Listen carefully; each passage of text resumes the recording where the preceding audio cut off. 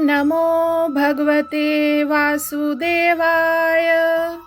ओम नमो भगवते वासुदेवाय। श्री सत्यनारायण भगवान की व्रत कथा। व्रत कथा के लिए पूजा सामग्री: केले का तना, आम के पत्ते, कलश, धूप, रोली, कपूर, दीपक, श्रीफल, पुष्पहार, गुलाब के फूल, पंचरत्न, पंचपल्लव, चावल, तुलसी के पत्ते, मौसम के फल, पंचामृत यानी दूध, घी, शहद, शक्कर, दही, नैवेद्य, कलावा, जनेऊ, अंग वस्त्र, चौकी आदि लगाएं। पूजा विधि: श्री सत्यनारायण की व्रत कथा के लिए पूर्णिमा व संक्रांति के दिन स्नान आदि से निवृत्त होकर पूजा गृह में आसन पर बैठकर श्री गणेश, गौरी, वरुण, विष्णु आदि समस्त देवताओं का स्मरण कर पूजन करें और यह संकल्प करें कि मैं सदैव श्री सत्यनारायण की आराधना तथा कथा श्रवण करूंगा। हाथों में पुष्प लेकर सत्यनारायण का ध्यान करें तथा पुष्प, धूप, नैवेद्य तथा जनेऊ अर्पित कर प्रार्थना करें, हे भगवान, मैंने जल, पुष्प आदि समस्त सामग्री श्रद्धा व विश्वास पूर्वक आपके चरणों में अर्पित की है, इसे स्वीकार करें। आपको बारंबार प्रणाम है। इसके बाद श्री सत्यनारायण की कथा श्रवण करें। प्रथम अध्याय। पावन तीर्थ स्थल नैमिषारण्य में किसी समय एकत्र हुए आर्यावर्त के 88,000 महर्षियों ने मुनि श्रेष्ठ श्री सूत जी से कहा, हे मुनि श्रेष्ठ, कलयुग में मनुष्य वेद विधान और धर्म विरुद्ध आचरण करते हुए पापों की गठरी के बोझ तले दबता जा रहा है। अतः हे मुनि श्रेष्ठ, मनुष्य के कल्याण हेतु ऐसा कोई उपाय बताइए जिससे मनुष्य को पुण्य लाभ हो तथा उसके जीवन की मंगल कामनाएं पूरी हो सकें। तब श्री सूत जी ने कहा, हे ऋषियों, आपने विश्व कल्याण के लिए बहुत अच्छा प्रश्न किया है। अब मैं उस मंगलकारी व्रत का वर्णन करूंगा जिसके संबंध में एक बार महर्षि नारद जी ने भी भगवान लक्ष्मी नारायण से पूछा था और उन्होंने नारद जी से जो कथा कही थी आप भी उसे चिंता मुक्त होकर सुने। महर्षि नारद जी मानव के कल्याण की इच्छा से विभिन्न लोकों का भ्रमण करते हुए पृथ्वी लोक में पहुँचे। पृथ्वी लोक में अपने अपने कर्मों के अनुसार लोगों को दुखों से पीड़ित देखकर नारद जी बहुत व्यथित हुए और मन में विचार करने लगे कि इन प्राणियों के दुख का निवारण कैसे होगा। जब वह कोई उपाय न सोच सके तो तीनों लोकों के स्वामी श्री विष्णु भगवान के सामने उपस्थित हुए। वहां नारद जी ने श्वेत वर्ण और 4 भुजाओं वाले शंख, चक्र, गदा और पद्म से सुसज्जित देवों के ईश विष्णु भगवान की स्तुति करते हुए कहा, हे नारायण, आप सर्वशक्तिमान व सृष्टि के पालन करता हैं। मनुष्य का मन और वाणी भी आपके गुणों का वर्णन नहीं कर सकती। आप सर्वश्रेष्ठ और सर्वोपरि हैं। आपका कोई आदि, मध्य और अंत नहीं है। आप सृष्टि के कण कण में विद्यमान, अपने भक्तों की मंगल कामनाएं पूरी करने वाले हैं। मैं आपको नमस्कार करता हूँ। नारद जी की इस प्रकार की स्तुति सुनकर विष्णु भगवान मुस्कुराते हुए बोले, हे मुनिवर, कृपया निसंकोच होकर अपने आने का कारण बताइए। तब नारद जी ने कहा, पृथ्वी लोक पर जन्म लेने वाले मानव अपने अपने कर्मों के अनुसार विभिन्न योनियों में रहते हुए अनेक दुखों से पीड़ित हो रहे हैं।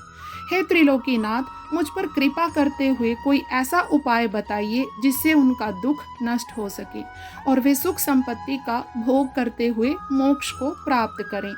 सृष्टि के पालनहार विष्णु भगवान ने कहा, हे नारद, अब मैं ऐसे व्रत का वर्णन करने जा रहा हूँ जिसे करने से विश्व के सभी स्त्री पुरुषों को पापों से मुक्ति मिलेगी। निर्धनता नष्ट होने से मनुष्य सुख संपत्ति के समुद्र में तैरता हुआ आनंद पूर्वक जीवन यापन करेगा। श्री सत्यनारायण भगवान के इस व्रत को करने से उसकी सभी मंगल कामनाएं पूरी होंगी। कलयुग में मोक्ष प्राप्ति का यही एकमात्र उपाय है। नारद जी ने जब व्रत हेतु विधि विधान की जानकारी चाही तो श्री सत्यनारायण बोले, मनसा वाचा कर्मणा से युक्त होकर मनुष्य भक्ति एवं श्रद्धा भाव से किसी भी दिन यह व्रत कर सकता है। नैवेद्य आदि भक्ति भाव से अर्पित कर ब्राह्मणों को भोजन कराए व दक्षिणा दे। इस प्रकार श्री सत्यनारायण की आराधना करने से सभी कष्टों से मुक्ति पाकर वह धन संपन्न व सुखी होकर आनंद पूर्वक जीवन व्यतीत करता है। बोलिए सत्यनारायण भगवान की जय। दूसरा अध्याय आरंभ। श्री सूत जी बोले, हे ऋषि मुनियों, अब मैं आपको उस निर्धन ब्राह्मण की कथा सुना रहा हूँ जिसने श्री सत्यनारायण भगवान का सबसे पहले व्रत किया। श्री सत्यनारायण भगवान का व्रत करने से उस ब्राह्मण की निर्धनता दूर होने के साथ साथ उसके सभी कष्टों का निवारण हुआ था। प्राचीन समय में वह निर्धन ब्राह्मण देवों की प्रिय नगरी काशी में रहता था। भिक्षा मांगकर वह किसी तरह अपना जीवन यापन कर रहा था। ब्राह्मण की दुर्दशा देखकर ब्राह्मणों से प्रेम करने वाले श्री सत्यनारायण भगवान ने एक दिन बूढ़े व्यक्ति का रूप परिवर्तित कर उसके पास जाकर आदर से पूछा, हे ब्राह्मण देवता, तुम इस तरह घर घर भिक्षा मांगकर अनेक कष्टों को सहन करते हुए कैसे जीवन यापन कर रहे हो? दरिद्र ब्राह्मण ने कहा, हे मित्र, आय का कोई साधन न होने के कारण मैं भिक्षा मांगकर अपना जीवन यापन कर रहा हूँ। यदि आप मेरी निर्धनता दूर करने का कोई उपाय जानते हो तो मुझे अवश्य बताएं। निर्धन ब्राह्मण की बात सुनकर बूढ़े व्यक्ति ने कहा, हे मित्र, श्री सत्यनारायण भगवान का व्रत करने से सभी कष्टों का निवारण हो जाता है। श्री सत्यनारायण भगवान की पूजा आराधना करने से तुम्हारी सभी मनोकामनाएं पूरी होंगी और तुम्हारे घर में धन संपत्ति की वर्षा होगी। ब्राह्मण को व्रत करने की विधि बताकर सत्यनारायण भगवान वहां से आगे की ओर चल दिए और कुछ दूर चलकर अंतर्ध्यान हो गए। निर्धन ब्राह्मण ने बूढ़े व्यक्ति द्वारा बताए गए व्रत को करने का निश्चय किया। उस रात उसे नींद नहीं आई। यह व्रत करने के बारे में ही सोचता रहा और रात भर श्री सत्यनारायण भगवान का स्मरण करता रहा। प्रातः उठकर सत्यनारायण भगवान का व्रत रखने का निश्चय करता हुआ निर्धन ब्राह्मण भिक्षा मांगने के लिए निकल पड़ा। उस दिन ब्राह्मण को भिक्षा में बहुत धन मिला। घर लौटकर उसने अपने आसपास के लोगों के साथ श्री सत्यनारायण भगवान की पूजा करने व उन्हें व्रत कथा सुनाने के बाद सभी को प्रसाद देकर स्वयं भी प्रसाद ग्रहण किया। कुछ ही दिनों में ब्राह्मण की निर्धनता दूर हो गई। उसके घर में धन धान्य की वर्षा होने लगी। अब ब्राह्मण ने हर महीने श्री सत्यनारायण का व्रत करने का निश्चय कर लिया। हे श्रेष्ठ मुनियों, अब मैं आपको उन लोगों की भी कथा सुनाता हूँ जिन्होंने उस ब्राह्मण से श्री सत्यनारायण भगवान की व्रत कथा सुनकर यह व्रत किया और उनके कष्ट दूर हुए। धन संपत्ति से संपन्न उस ब्राह्मण ने हर माह नियमित रूप से व्रत करते हुए जब अगले माह श्री सत्यनारायण भगवान का व्रत किया तो उस व्रत में बहुत से बंधु बांधव और मित्र सम्मिलित हुए। उसी समय जंगल से लकड़ियां काट कर लाने वाला एक बूढ़ा लकड़हारा वहां से गुजरा। उसे बड़ी तीव्र प्यास लग रही थी, अतः जल पीने की इच्छा से बूढ़े लकड़हारे ने लकड़ियों के गट्ठर को जमीन पर रखा और घर के आंगन में पहुंचकर उस ब्राह्मण से पूछा, हे ब्राह्मण देवता, आप किसका पूजन कर रहे हैं? इस व्रत के करने से क्या लाभ होता है? कृपा करके मुझे सब बातें बताइए। बूढ़े लकड़हारे की बातें सुनकर उस ब्राह्मण ने कहा, मैं अपने बंधु बांधुओं और परिचितों के साथ श्री सत्यनारायण भगवान की पूजा कर रहा हूँ। इस व्रत को करने से श्री सत्यनारायण भगवान की अनुकंपा से निर्धनता नष्ट होती है और संसार के दुखों से मुक्ति मिलती है। ब्राह्मण से श्री सत्यनारायण भगवान के व्रत का वर्णन सुनकर बूढ़ा लकड़हारा बहुत प्रसन्न हुआ और मन ही मन सत्यनारायण भगवान का व्रत करने का निश्चय किया। चलते हुए लकड़हारे ने मन में सोचा, आज लकड़ियां बेचने से जो धन मिलेगा उस धन से मैं श्री सत्यनारायण भगवान की पूजा करूंगा। ऐसा विचार करने से उस दिन लकड़हारे को लकड़ियों के अधिक रुपए मिले। लकड़हारे ने उन रुपयों से केले, घी, दूध, दही, गेहूं का आटा और शक्कर खरीदा। घर लौटकर लकड़हारे ने देवी की प्रिय काशी नगरी में श्री सत्यनारायण भगवान की पूजा की। उस पूजा में उसके परिवार के व आसपास के लोग भी सम्मिलित हुए। श्री सत्यनारायण भगवान की पूजा और व्रत कथा सुनने के बाद लकड़हारे ने प्रसाद बांटकर स्वयं भी प्रसाद ग्रहण किया। सत्यनारायण भगवान की अनुकंपा से लकड़हारे के घर में धन धान्य की वर्षा होने लगी। उसकी निर्धनता दूर हो गई। श्री सत्यनारायण की पूजा करते हुए लकड़हारा आनंद पूर्वक जीवन यापन करता हुआ अंत में मोक्ष को प्राप्त कर वैकुंठ धाम चला गया। बोलिए सत्यनारायण भगवान की जय। तृतीय अध्याय। श्री सूत जी बोले, हे ऋषि मुनियों, अब मैं आपको आगे की कथा सुनाता हूँ। प्राचीन समय में कनकपुर में उल्कामुख नामक एक बुद्धिमान तथा सत्यवादी राजा राज करता था। वह प्रतिदिन मंदिर में जाकर श्री सत्यनारायण भगवान की पूजा करता था और निर्धनों को खूब अन्न, वस्त्र और धन दान करता था। उसकी पत्नी सुभद्रा बहुत सुशील थी। वे दोनों हर महीने श्री सत्यनारायण भगवान का व्रत करते थे। श्री सत्यनारायण की अनुकंपा से उनके महल में धन संपत्ति के भंडार भरे थे। उनकी सारी प्रजा बहुत आनंद से जीवन यापन कर रही थी। एक बार राजा और रानी बहुत से लोगों के साथ जब भद्रशिला नदी के किनारे श्री सत्यनारायण भगवान की पूजा कर रहे थे तो नदी के किनारे एक बड़ी नौका आकर ठहरी।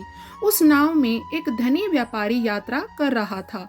वह बहुत सा धन कमाकर अपने नगर को लौट रहा था। उसका सारा धन उस नाव में रखा हुआ था। नाव से उतरकर व्यापारी राजा के समीप पहुंचा। राजा को पूजा करते देख उसने कहा, हे राजन, आप इन सब लोगों के साथ मिलकर किसकी पूजा कर रहे हैं? इस पूजा के करने से मनुष्य को क्या लाभ होता है?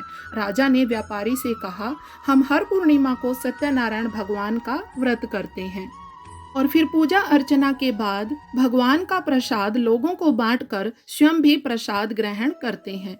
सत्यनारायण भगवान की पूजा से निसंतान को संतान प्राप्त होती है, दुखियों के दुख दूर होते हैं। राजा की बात सुनकर व्यापारी ने कहा, हे राजन, मैं भी सत्यनारायण भगवान का व्रत करना चाहता हूँ। कृपया मुझे इस व्रत को करने की विधि बतलाएं। राजा ने व्यापारी को सत्यनारायण व्रत की पूरी विधि बताई। राजा ने व्रत कथा सुनने के बाद व्यापारी को भी प्रसाद दिया। श्री सत्यनारायण भगवान का स्मरण करते हुए व्यापारी ने प्रसाद ग्रहण किया और वापस लौटकर अपनी पत्नी लीलावती से कहा, हमारी कोई संतान नहीं है। कनकपुर के राजा उल्कामुख ने मुझे बताया है कि श्री सत्यनारायण भगवान का व्रत करने और उनकी कथा सुनने से सभी मनोकामनाएं पूरी होती हैं। यदि सत्यनारायण भगवान की अनुकंपा से हमारे कोई संतान हुई तो मैं श्री सत्यनारायण भगवान का व्रत अवश्य करूंगा। व्यापारी के ऐसा निश्चय करने के कुछ समय बाद लीलावती गर्भवती हुई। 10वें महीने में उसने एक सुंदर कन्या को जन्म दिया। व्यापारी ने पुत्री जन्म पर बहुत खुशियां मनाई, लेकिन सत्यनारायण भगवान का व्रत नहीं किया। जब उसकी पत्नी लीलावती ने अपने पति से श्री सत्यनारायण भगवान का व्रत करने के लिए कहा तो वह बोला, अभी क्या जल्दी है, मैं इधर व्यापार में बहुत व्यस्त हूँ, मुझे अभी फुर्सत नहीं है। जब अपनी बेटी बड़ी हो जाएगी और उसका विवाह करूँगा तो मैं अवश्य ही श्री सत्यनारायण भगवान का व्रत करूँगा। अपने पति के वचन सुनकर लीलावती चुप रह गई। व्यापारी की कन्या कलावती शुक्ल पक्ष के चंद्रमा की तरह तेजी से बड़ी होने लगी। पलक झपकते ही 16 वर्ष बीत गए। एक दिन व्यापार में बहुत सा धन कमाकर घर लौटे व्यापारी ने अपनी बेटी को सहेलियों के साथ बाग में घूमते देखा तो उसे उसके विवाह की चिंता होने लगी। व्यापारी ने कलावती के लिए सुयोग्य वर ढूंढने के लिए अपने सेवकों को दूर दूर के नगरों में भेजा। व्यापारी के सेवक कंचनपुर नगर में पहुंचे। उस नगर में उन्होंने एक वणिक पुत्र को देखा। वणिक का बेटा अत्यंत सुंदर और गुणवान था। सेवकों ने वापस लौटकर व्यापारी को उस वणिक के बेटे के बारे में बताया। व्यापारी उस सुंदर लड़के को देखकर बहुत प्रसन्न हुआ और कलावती का विवाह बहुत धूमधाम से उसके साथ कर दिया। दहेज में उसने वणिक पुत्र को बहुत सा धन दिया। कलावती का विवाह भी हो गया, लेकिन व्यापारी ने श्री सत्यनारायण का व्रत नहीं किया। लीलावती ने अपने पति से कहा, नाथ, आपने कलावती के विवाह पर श्री सत्यनारायण भगवान का व्रत करने का निश्चय किया था, अब तो आपको व्रत कर लेना चाहिए। पत्नी की बात सुनकर व्यापारी ने कहा, अभी तो मैं अपने दामाद के साथ व्यापार के लिए जा रहा हूँ। व्यापार से लौटने पर श्री सत्यनारायण भगवान का व्रत पूजा अवश्य करूँगा। यह कहकर व्यापारी ने कई नावों में सामान भरा और अपने दामाद तथा सेवकों के साथ व्यापार के लिए निकल पड़ा। उस व्यापारी द्वारा बार बार व्रत का निश्चय करने और फिर व्रत न करने से सत्यनारायण भगवान क्रोधित हो गए और व्यापारी को दंड देने का निश्चय किया। व्यापारी अपने दामाद के साथ रतनसारपुर में पहुंचकर व्यापार करने लगा। एक दिन कुछ चोर महल में चोरी करके भाग रहे थे। सैनिक उनका पीछा कर रहे थे। भागते हुए चोरों ने सैनिकों से बचने के लिए चोरी का धन अवसर पाकर व्यापारी की नाव में छिपा दिया। खाली हाथ चोर आराम से भाग गए। चोरों का पीछा करते हुए सैनिक व्यापारी के पास पहुंचे। उन्होंने व्यापारी की नाव की तलाशी ली तो उन्हें राजा का चोरी किया हुआ धन मिल गया। तब सैनिक व्यापारी और उसके दामाद को बंदी बनाकर राजा के पास ले गए। राजा ने उन लोगों को बंदी गृह में डाल दिया और उनका सारा धन ले लिया। श्री सत्यनारायण के प्रकोप से उधर लीलावती पर भी मुसीबतों का पहाड़ टूट पड़ा। उसके घर में चोरी हो गई और चोर सारा धन चुरा कर ले गए। घर में खाने के लिए भी अन्न नहीं बचा। भूख प्यास से व्याकुल होकर व्यापारी की बेटी कलावती एक ब्राह्मण के घर गई। उस ब्राह्मण के घर में श्री सत्यनारायण भगवान की व्रत कथा हो रही थी। उसने भी वहां बैठकर व्रत कथा सुनी और प्रसाद लिया। घर लौटकर कलावती ने अपनी मां लीलावती को सारी बात बताई। कलावती से श्री सत्यनारायण भगवान की व्रत कथा की बात सुनकर लीलावती ने भी व्रत करने का निश्चय किया। अगले दिन लीलावती ने अपने परिवार और आसपास के लोगों के साथ श्री सत्यनारायण भगवान की पूजा की। पूजा के बाद सबको प्रसाद बांटकर स्वयं भी प्रसाद ग्रहण किया। लीलावती ने अपने पति और दामाद के घर लौट आने की मनोकामना से श्री सत्यनारायण भगवान का व्रत किया था। लीलावती के विधि पूर्वक व्रत करने और प्रसाद ग्रहण करने से श्री सत्यनारायण भगवान ने प्रसन्न होकर उसकी मनोकामना पूरी की। उन्होंने राजा चंद्रकेतु को स्वप्न में दर्शन देकर कहा, हे राजन, व्यापारी और उसका दामाद बिल्कुल निर्दोष हैं। सुबह उठते ही दोनों को मुक्त कर दो। उन दोनों का सारा धन भी वापस लौटा दो। यदि तुमने ऐसा नहीं किया तो मैं तुम्हारा सारा वैभव नष्ट कर दूंगा। इतना कहकर श्री सत्यनारायण भगवान अंतर्ध्यान हो गए। प्रातः होते ही राजा चंद्रकेतु ने अपने मंत्रियों और राज ज्योतिषी को रात के स्वप्न की बात बताई तो सब ने व्यापारी और उसके दामाद को छोड़ देने के लिए कहा। राजा चंद्रकेतु ने तुरंत उस व्यापारी और उसके दामाद को छोड़ दिया। उनका सारा धन भी वापस कर दिया। इस प्रकार श्री सत्यनारायण भगवान की अनुकंपा से व्यापारी और उसका दामाद दोनों खुशी खुशी अपने नगर की ओर चल दिए। बोलिए सत्यनारायण भगवान की जय। चतुर्थ अध्याय आरंभ।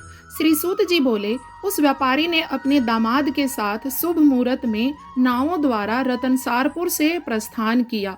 लंबी यात्रा करने के बाद व्यापारी ने एक नगर के किनारे नावों को रोककर भोजन किया और फिर दोनों विश्राम करने लगे। तभी श्री सत्यनारायण भगवान साधु के रूप में व्यापारी के पास पहुंचे और पूछा, हे वणिक, तेरी नाव में क्या सामान लदा हुआ है? व्यापारी ने मन ही मन सोचा, दंडी साधु अवश्य ही कुछ मांगने की इच्छा से सामान के बारे में पूछ रहा है। यह सोचकर व्यापारी ने झूठ बोला, हे दंडी स्वामी, मेरी नाव में तो बेल और पत्र भरे हुए हैं। व्यापारी के झूठे वचन सुनकर सत्यनारायण भगवान ने क्रोधित होते हुए कहा, हे वैश्य, जो तुमने कहा है वही सत्य होगा। इतना कहकर सत्यनारायण भगवान कुछ दूर जाकर अंतर्ध्यान हो गए। उधर व्यापारी दंडी साधु को वहां से खाली हाथ लौटाकर बहुत प्रसन्न हुआ। लेकिन जब व्यापारी ने अपनी नाव में बेल पत्ते भरे हुए देखे तो वह जोर जोर से विलाप करने लगा और मन ही मन अपने झूठ बोलने पर प्रायश्चित करने लगा। रोते रोते व्यापारी मूर्छित हो गया। कुछ देर बाद जब उसकी मूर्छा नष्ट हुई तो वह फिर विलाप करने लगा। तब उसके दामाद ने कहा, आप इतना दुखी मत होइए, यह सब उस दंडी साधु के शाप के कारण हुआ है।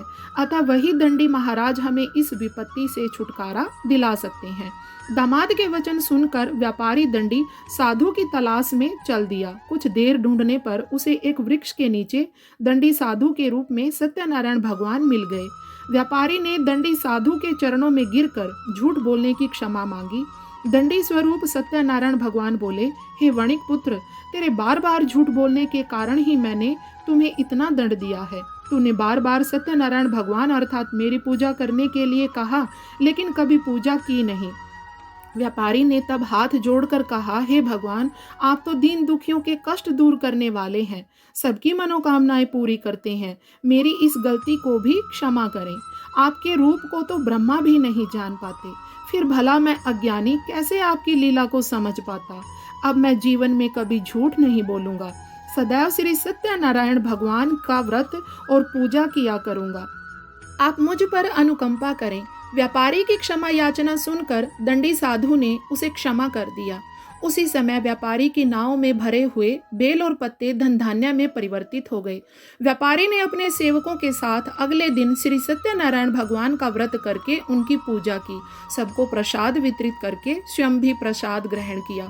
उसके बाद व्यापारी ने अपने नगर की ओर प्रस्थान किया।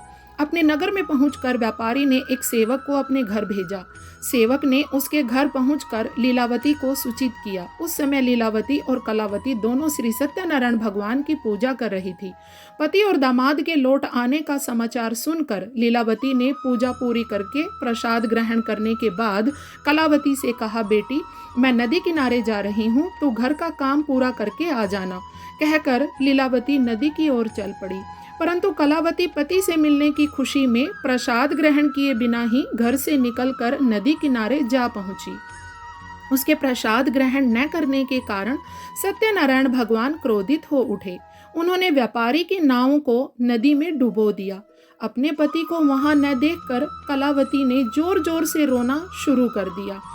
तब व्यापारी ने कहा, पुत्री, अवश्य ही तुझसे कोई भूल हुई है। उस भूल के कारण ही श्री सत्यनारायण भगवान ने तुझे यह दंड दिया है। तब व्यापारी ने सत्यनारायण भगवान से प्रार्थना की, हे भगवान, मेरे परिवार के किसी भी स्त्री पुरुष से कोई भूल हुई हो तो उसे अवश्य क्षमा कर देना। तभी आकाशवाणी हुई, हे वणिक पुत्र, तेरी कन्या मेरा प्रसाद ग्रहण किए बिना ही चली आई है। यदि अब घर पहुंचकर तेरी कन्या प्रसाद ग्रहण करके वापस आए तो उसे पति के दर्शन होंगे और डूबी हुई नावें भी जल के ऊपर आ सकेंगी। कलावती ने वैसा ही किया। उसके प्रसाद ग्रहण करके वापस लौटने पर नावें जल के ऊपर आ गई। दामाद भी सुरक्षित नदी से निकल कर आया।